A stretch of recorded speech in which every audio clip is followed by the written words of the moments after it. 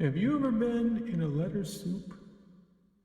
As you can see, I've got a soup of letters floating behind me. And in that soup, there are words.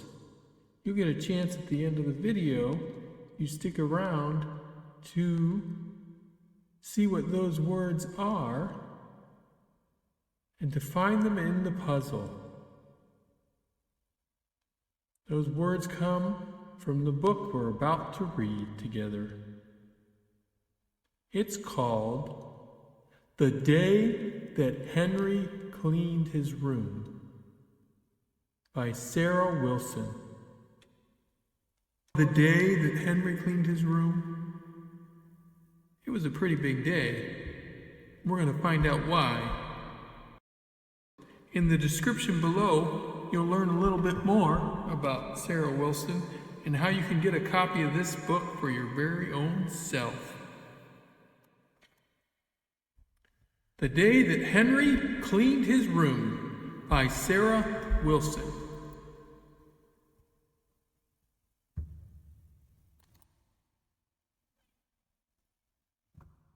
As you can see, this is published by Simon & Schuster.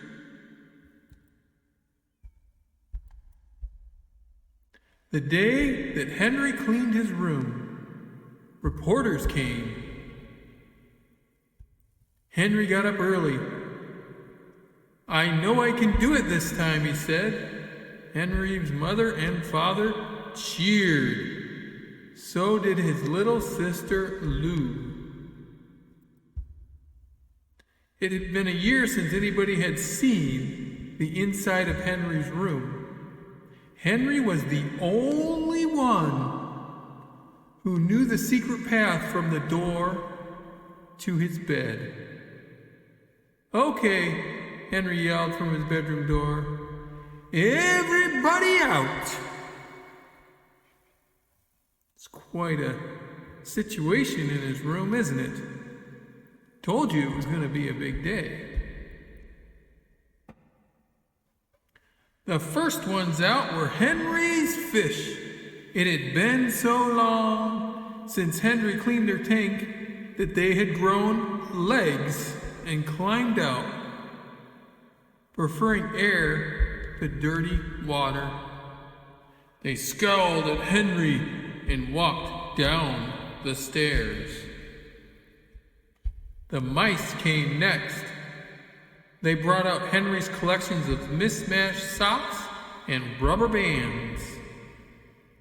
They weren't happy about moving.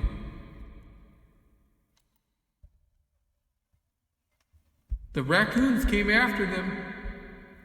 They carried Henry's collection of corn cobs, stale hamburger buns, cereal boxes, and feathers. You ever collected stale hamburger buns? Well, you should talk to Henry. Henry's mother was shocked. "Who are those animals?" she asked. "And why are they so big?" "Henry's friends," said his father. "He kept them well fed." Huh. I guess so. A flea circus came out of Henry's room and did cartwheels down the stairs. "I knew there'd be bugs in there," said Henry's sister Lou. A possum rode out wearing Henry's Hawaiian shirt. "I'd wondered where that went," said Henry's mother. I think she's talking about the shirt, not the possum.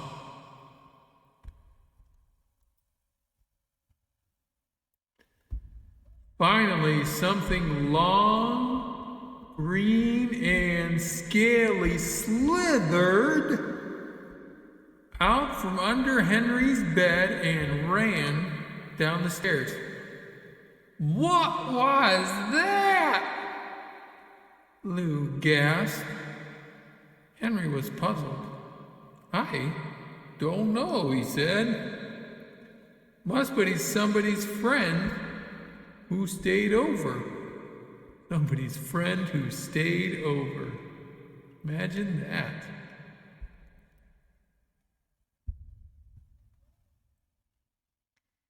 With everyone out of his room, Henry started the real work. The army took away his parachutes. The Historical Society took his collection of old bottles and cans.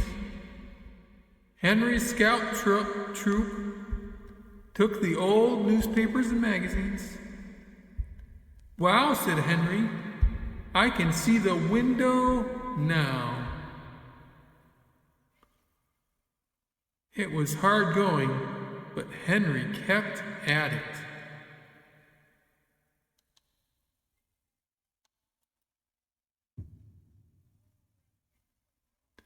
Scientists came to study the different kinds of dust and must and moss and mushrooms that were growing out of Henry's closet and walls. Oh my goodness, that Henry's got quite a deal going. See, I told you this was going to be big. Suddenly, Henry found a new window. Birds he'd never seen flew out of his closet and took off for the open sky. Wow, he found another window. And some birds that he didn't know were there. Wonderful. Added to his feather collection, or maybe taken from it. Who knows? He found the bathrobe his Aunt His Aunt Skooky had given him for his 3rd birthday. He found his bicycle. Nice. Way to go, Henry. He found birds' nests and beach pebbles and old crayons and tennis shoelaces. Henry washed and wiped and scrubbed and polished.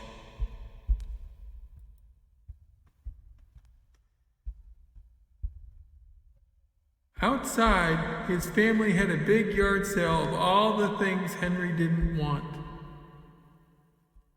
His mother helped him change the bed sheets. Helped him change his bed sheets. And then Henry spoke on television. "I did it," he said. Well, okay. He shouted it. "I did it! I have a clean room!" Everybody cheered. Shh! Probably struck up a band. Can you hear it now? The trumpets and the drum and the marching. Henry was the talk of the neighborhood. When night finally came and everyone had gone home, Henry went up to his clean room. He got into his clean bed, but he couldn't sleep. He could see walls and windows and even the door to his room. "It's so empty," Henry wailed. "It's so empty." "You'll get used to it, dear," said his mother and father. "I like a clean room," said his sister Lou. But Henry lay awake, staring into the dark, until he heard the squeak of a window slowly opening.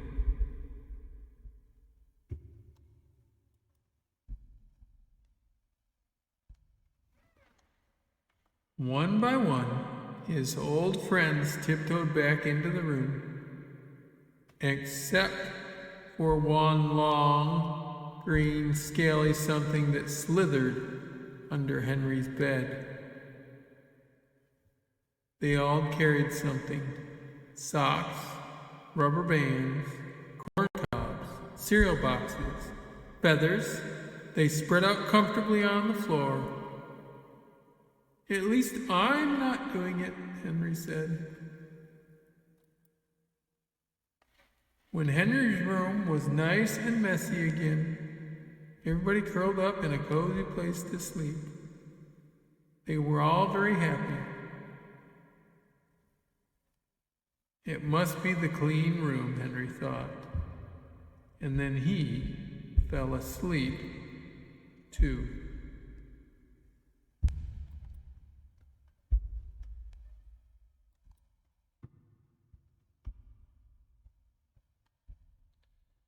Well, that's the story of Henry's room. So I think we'll end by going back where we started, to the word puzzle.